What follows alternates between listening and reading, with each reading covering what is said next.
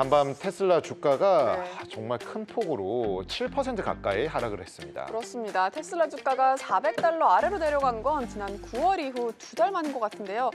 왜 이렇게 주가가 하락한 걸까요? 일단 주가가 떨어지면서 올해 수익률이 마이너스로 전환이 되었고 일부 영향력을 행사한 것으로 추정이 되는데 가정용 배터리인 파워월2가 리콜에 들어간다는 소식까지 전해지면서 투심에 부정적인 영향을 미친 것을 부인할 수가 없겠습니다. 거기에다 이제 매크로 장세와 시장의 흐름까지 기술주 매도세로 이어지면서 테슬라 함께 급락을 했습니다. 네, 이 테슬라 낙폭이 다른 AI 종목들보다 더 큰 모습이었는데요. 근데 이런 하락장에서도 개인 투자자들은 11억 달러를 순매수했다고요? 네, 맞습니다. 테슬라 주식의 약 41%가량을 개인 투자자가 보유하고 있는데 기간 매도 물량을 개인이 매수세로 받아내고 있습니다.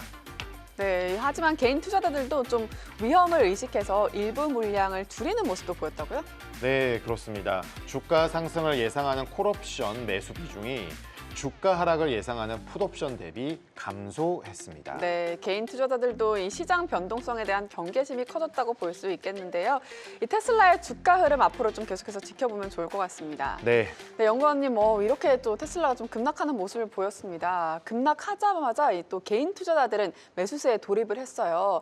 테슬라에 워낙 모두가 주목하고 있는 종목인 만큼 이 순간이다, 이때다 싶어서 좀 기다린 분들도 계셨을 것 같은데요. 이런 좀 흐름은 어떻게 보셨나요? 네, 우선 테슬라 같은 경우 최근에 악재 소식이 몇 개 있었죠. 파워월2 같은 경우가 화재 이슈로 리콜이 좀 됐고요. 네. 그다음에 중국향 판매 매출이 좀 부진하다라는 얘기가 좀 들어오다 보니까 테슬라는 3분기 실적 같은 경우가 나쁘지 않았습니다. 네. 최근 이제 공개했던 실적 같은 경우에는 그렇죠. 견고했는데 네. 사실 견고함과 그 안에 이제 비용 같은 경우가 좀 괴리는 보이긴 했습니다. 네. 전체적인 실적은 좋았는데 생각보다 다른 부분들에 대한 비용 처리를 꽤 많이 3분기에 떨궈냈어요.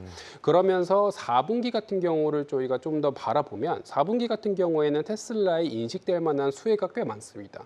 예를 들어 이제 본격적으로 로보택시에서 이제 사람이 턴탑자가 없이 이제 자율주행이 될 만한 그 시도가 시작이 됐고요. 네, 이제 그렇죠. 올해 말 내년 초에 휴머노이드 이제 네. 본격적으로 시장에 출시할 거다 얘기를 하고 있고 FSD 같은 경우가 이연 매출 기준으로 봤을 때 3분기엔 인식이 안 됐거든요. 네. 이제 4분기에는 그거를 수익으로 인식할 거다. 아, 그렇군요. 이제 관련된 어떤 호재 소식들이 좀 남아 있다 보니까 네. 지금 같은 경우에 되돌림은 사실 기술주 바탕으로 대부분 다 이루어지고 있습니다. 네. 너 베타가 좀 높구나 하면 대부분 지금 같은 낙폭이 좀 어느 정도 만들어지고 네. 있는 모양새라서 테슬라이기 때문에 빠졌다가 아니라 테슬라도 빠졌다로 저희가 좀 바라봐야 되는 상황이고요.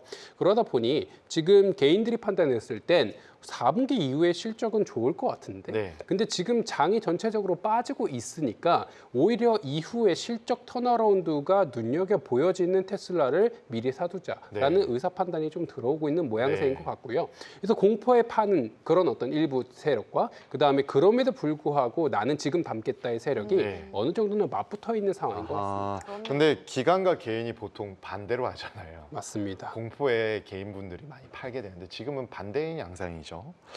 근데 일단 먼저 기관 쪽 보면은 이제 유명한 우리 돈나무 누나 캐시우드 아크인베스트 CEO도 4거래일 연속 테슬라를 기관 쪽에서 매도를 했고 아까 방금 좀 전에 보셨던 개인들은 순매수하고 있잖아요. 기관의 매도세는 어떻게 평가하면 될까요? 근데 사실 지금 기관의 매도세는 저희가 어찌됐건 기관은 올해 이제 마무리를 해야 돼요. 네. 포지션 정리를 해야 그렇죠. 됩니다.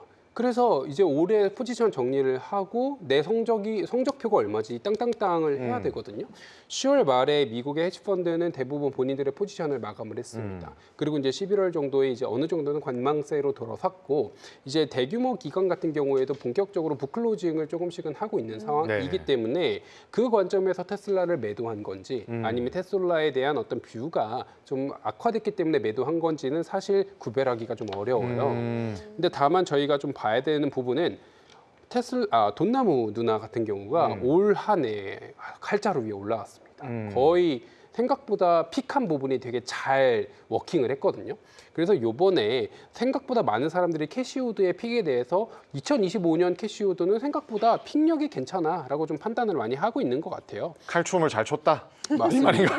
맞습니다. 이제 그 칼자루 위에서 네. 춤을 췄는데 네. 생각보다 나쁘지 않은 선택을 좀 했다라고 캐시우드가 올해 좀 평가를 받았는데 그의 선택이 이제 테슬라 매도가 진짜 테슬라 뷰에 대한 변경인 건지 아니면 클로징을 해야 되는데 너무 비중이 좀 컸었던 테슬라 일부를 매도하는 건지 이거에 따른 구별이 좀 필요하긴 합니다. 사실 기간은 3분기까지 올해 장사를 다 해놔야 4분기에 마음이 편해요. 맞아요. 네, 그럴 그리고 것 같아요. 네. 이거는 국내나 해외나 대부분 비슷하고요. 맞습니다. 연말로 갈수록 포지션 조정에 있어서 적극적인 수익보다는 안정적인 수익 관리가 손익 관리가 핵심이라고 볼 수가 있겠죠. 그러다 보니까 최근에 이런 주가가 높이 올라왔을 때는 그 무엇보다 차익실현 매도 물량 출회의 가능성을 좀 높게 점칠 수밖에 없는데 개인은 계속해서 뭐 연간이 사실 없이 잔고가 좀 늘면은 마음이 연말에 따뜻하잖아요. 맞습니다. 차익 실현에 대한 출회 가능성도 있겠지만 기간과는 좀 다른 성향들이 있기 맞아요. 때문에 좀 그렇다고 보시면 될 것 네. 같고 파워월 2 이거 화재 관련된 부분들 때문에 리콜 들어왔는데 이거랑 ESS의 연관성이 높은가요? 사실 파워월 2 자체가 ESS의 일부분이고요. 네. 저희가 이제 파워월 같은 경우에는 개인을 위한 거고요. 네. 거기서 이제 블랙월 같은 경우 점차적으로 규모가 확장되면서 네. 유틸리티를 위한 ESS까지 가고 있거든요. 네네. 그래서 테슬라의 ESS 생태계 안에서 개인을 위한 게 파워월이다. 네. 저희가 하나의 분류로 봐주시면 될 것 같습니다. ESS에서 이게 기업보다는 개인으로 갔을 때 파워월 2가 나온다. 이 말씀이시고 그러면은 전체를 대변할 수는 없겠지만 개인에 대한 부분들 개인용 배터리 사업 부분에서는 좀 나름의 스크래치가 났을 수 있겠네요. 맞습니다. 그래서 ESS 같은 경우에는 사실 꾸준하게 성장을 보여왔던 사업 부분이었습니다. YY 기준 성장률이 말도 안 됐고요. 그 다음에 3분기 기준으로 ESS 설치량이 역대 최고치를 찍었습니다. 그만큼 생각보다 수요가 많이 늘어나고 있다는 거고요. 테슬라 같은 경우에는 나중에 이 전기 차량 자체가 하나의 배터리 공장으로서 기능할 수 있도록 우리가 만들겠다. 뭐 이런 여러 가지 포부를 가지고 있고 그렇게 하려면 에너지 저장 장치가 필요하거든요. 그래서 이제 파워월 같은 경우가 좀 활용이 된 건데 그게 이제 불이 나면서 생각보다도 수요가 떨어지지 않을까라는 불안감을 심어준 거죠. 그래서 아무래도 리튬 배터리 바탕으로 리튬은 좀 더 발화 가능성이 높아져 있는 부분이기 네. 때문에 이거를 얼만큼 잘 제어하느냐가 좀 중요한 부분인데 네. ESS에 대한 내러티브가 상당히 좋았다가 이 부분 같은 경우에는 뭐 좀 스크래치는 낼 수 있겠지만 네. 저희가 중장기적으로 봤을 때 이런 노이즈는 당연히 낄 수밖에 없다라고 생각은 하고 있습니다. 네네. 사실 테슬라는 이번에 이런 리콜이나 이런 거 수급보다는 일론 머스크의 주주총회 보상안에 대한 부분이 가장 핵심이었는데 그 재료에 대한 부분이 이제 거의 다 소멸이 된 걸로 봐야겠죠? 뭐 1조 달러 패키지 이제 받았으니까 네. 사실 그거 되기 전에 노르웨이 국부분들과 이제 우리는 이거 반대하는데라고 네. 얘기를 하면서 이제 시장이 잠깐 좀 흔들렸고 테슬라도 네. 빠졌거든요. 근데 그럼에도 불구하고 사실 이 1조 달러 보상안 패키지가 통과가 되고 나서 압도적으로. 네. 맞습니다. 네. 근데 이제 그럼에도 불구하고 테슬라의 주가는 오르지 못했습니다. 네. 그 뒤로도 계속 조금씩은 빠지고 네. 약간 횡보하다가 빠지는 모습이었거든요. 그런 테슬라의 개별적 이슈로 인해서 테슬라 주가가 흔들린다라기보다는 지금 장 전체적인 분위기로 인해서 기술주에 대한 투심 축소, 네. 그로 인한 비중 축소, 포트폴리오 조정 이런 거에 따른 영향도 같이 받지 않나라고 보고 있습니다. 네네. 네, 근데 보통 이런 리콜이 나오면 사실 뭐 개인 투자자나 이런 분들은 많이 우려를 하고 좀 걱정하실 부분도 없지 않아 있을 것 같은데 반대로 테슬라 같은 경우는 매수세가 엄청 많이 나왔잖아요. 지금 400달러가 깨졌거든요. 392달러 정도로 지금 머물러 있는데 지금이 그러면은 좀 테슬라를 기다렸던 투자자들한테는 들어갈 타이밍인지.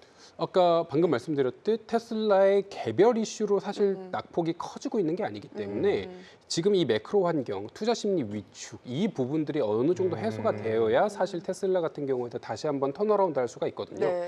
테슬라 개별 개별주만으로 봤을 때 내러티브는 거의 변한 게 없습니다. 네. 한 번씩 이렇게 노이즈, 리콜 당연히 있을 수가 네. 있겠죠. 네. 그게 펀더멘탈에 대한 변화를 만드느냐, 네. 매출에 대한 절대적인 차이를 만드느냐, 네. 그렇지는 않는다라고 보고 있습니다만 너무 많이 최근에 올랐던 부분이 기술주 중심으로 있었고 테슬라는 YTD 기준으로 봤을 때 그렇게까지 상승폭이 높았느냐? 그렇지 아니죠. 않아요. 아니죠. 그렇기 때문에 얘네 같은 경우가 계속해서 고평가 논란이 있었느냐? 네. 그렇지는 않습니다. 네, 네. 그리고 테슬라 올해 내내 휴머노이드, 로보택시 이 관련된 재료들은 사실 누구나 알고 있었던 네, 내용이에요. 맞아요. 그래서 테슬라가 다시 한번 턴어라운드 하기 위해선 이 업황 개선이 먼저 좀 이루어져야 됩니다. 이 수급적인 쏠림이 어느 정도는 다시 한번 좀 이슈가 이루어져야 네. 얘네 같은 경우는 턴어라운드 할 수 있을 거다. 그래서 네. 테슬라의 개별 이슈만으로 우리가 이걸 대응하기는 좀 불안하다라고 말씀을 드립니다. 개인적인 질문 좀 던져도 돼요? 네. 왜 이렇게 소심해지셨어요, 사장님? 아, 테슬라는 테슬라맨 그때 네, 그때 테슬라는 그러시죠. 조심해야 되는데 맞습니다. 테슬라 혹시 차량을 가지고 계신가요? 아닙니다. 안 가고 아니에요? 있습니다. 네. 구입할 계획이 있으신가요? 테슬라 네. 좋은 차량이죠. 근데 이제 비싸가지고 아, 네, 더 열심히 저희가 모두 다 같은 생각을 하고 있지 않을까. 네. 아우, 왜냐면 가격이 또 이 테슬라를 이제 이렇게 보유하고 계신 직접 이제 몰고 계신 분들은 또 얘기가 다르고 또 그 네, 믿음과 그 깊이가 다르더라고요. 네. 톤 수준이 달라서 네, 그것 때문에 여쭤봤어요.